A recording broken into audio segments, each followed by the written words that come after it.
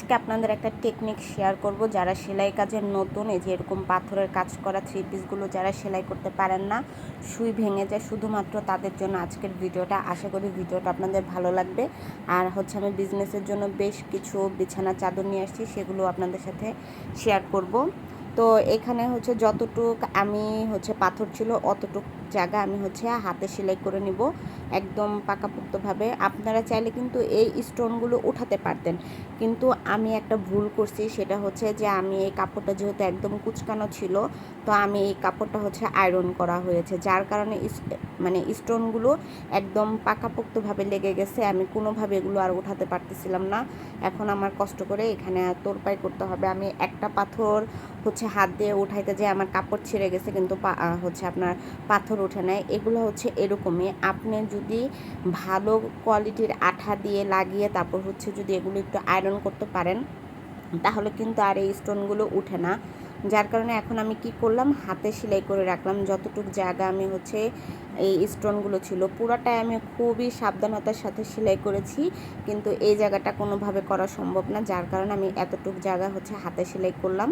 আপনারা দেখতে পেলেন আমি এই একইভাবে কিন্তু এই পাশে এবং ওই পাশে করে নেব। আমি যদি মেশিনে সেলাই করতে যেতাম তাহলে কিন্তু আমার সুইগুলো ভেঙে যেত, আর যদি মেশিনের সুই একবার ভাঙে তাহলে মেশিনের সেলাই ভালো আসে না। অনেক সময় হয় কি, এর কারণে কাপড় কুচকিয়ে যায়, টান টান লাগে, জায়গায় জায়গায় ফোঁটা হয়ে যায়।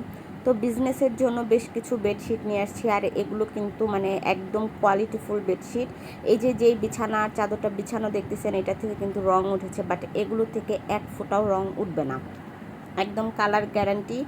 এটার থেকে কোনো পরিমাণে ভুস্কা উঠবে না। আর এগুলো কিন্তু আমার একটা ছোট ভাই নিজে এগুলো মেক করতেছে, সম্পূর্ণ গজ কাপড় কিনে নিয়ে এসে তারপর এগুলো সে সেলাই করতেছে। আর এগুলো একদম কিং সাইজ।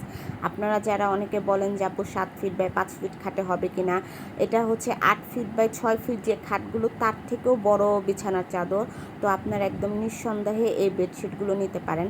কিন্তু যেহেতু এই বেডশিটগুলো আপনারা বাইরে কোথাও পাবেন না, এটা শুধুমাত্র আমার ছোট ভাই ওই এইটা বিজনেস শুরু করেছে। ওর কিন্তু আরও বেশ কিছু বেডশিটের কালেকশন আছে, সেগুলো কিন্তু মাশাআল্লাহ অনেক সুন্দর। ওগুলো 2টা 3টা কালারের কন্টেস্ট করে খুব সুন্দর করে ডিজাইন করা। আমি খুব তাড়াতাড়ি ওগুলো আপনাদের মাঝে নিয়ে আসবো। আমি ওর সাথে কথা বলেছি, বিজনেসটা ও আর আমি একসাথে করব। এই যে বেডশিটগুলো, এগুলো ওর নিজে হাতে সেলাই করেছে ওর মামার মেশিনে। তো আমি বেশ কিছু বেডশিট নিয়ে আসছি কারণ সেল করার জন্য। তো 10টা নিয়ে আসছি, তার মধ্যে আমার অলরেডি কিন্তু 3টা সেল করা হয়ে গিয়েছে। যেহেতু আয়ান খুব অসুস্থ, যার কারণে আমি ভিডিও করতে পারি না। তো ভাবলাম যে আজকে আপনাদের সাথে একটা ভিডিও শেয়ার করি, কারণ যেহেতু আপনারা আমাকে অনেক বেশি ভালোবাসেন।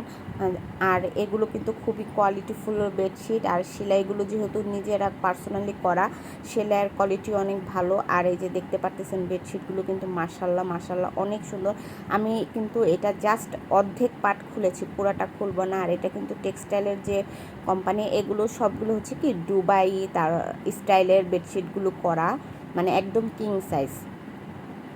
তো আমি শুধু জাস্ট এখন আর এগুলো প্রত্যেকটার সাথে কিন্তু আপনারা কোল বালিশের কভার পেয়ে যাবেন। কেউ বলবেন যে আমি কোল বালিশের কভার নিব, কেউ বলবেন যে আমি বালিশের কভার না, এটা ফুল একটা সেট। আর এগুলো প্রাইস কিন্তু অনেকটাই বেশি নর্মাল বেডশিটের থেকে, কিন্তু প্রাইস বেশি হলে কী হয়েছে, কোয়ালিটিফুল জিনিসের দাম কিন্তু একটু বেশি হবে।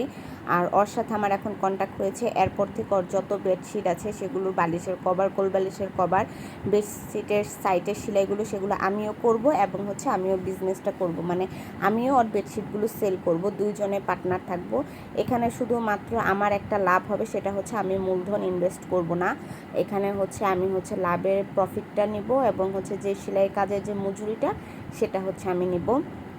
আর সেল তো করবোই, সেলের থেকেও আমাকে একটা নির্ধারিত প্রাইস দিয়ে দিয়েছে। তো ওই প্রাইসে আমি সেল করব। যেহেতু আমার কাস্টমাররা আমার কাছ থেকে প্রোডাক্ট নেবে, আমি একদম চিপ প্রাইসে সেল করে দিব। আর এখানে যেগুলো দেখতেছেন এগুলোতে আমি কিছু প্রফিট করব, বাট নেক্সট টাইমেরগুলো থেকে আমি কোনো প্রফিট করব না, কারণ ওইখানে আমি আমার যে মজুরিটা সেটার থেকে আমি পুষিয়ে নিব।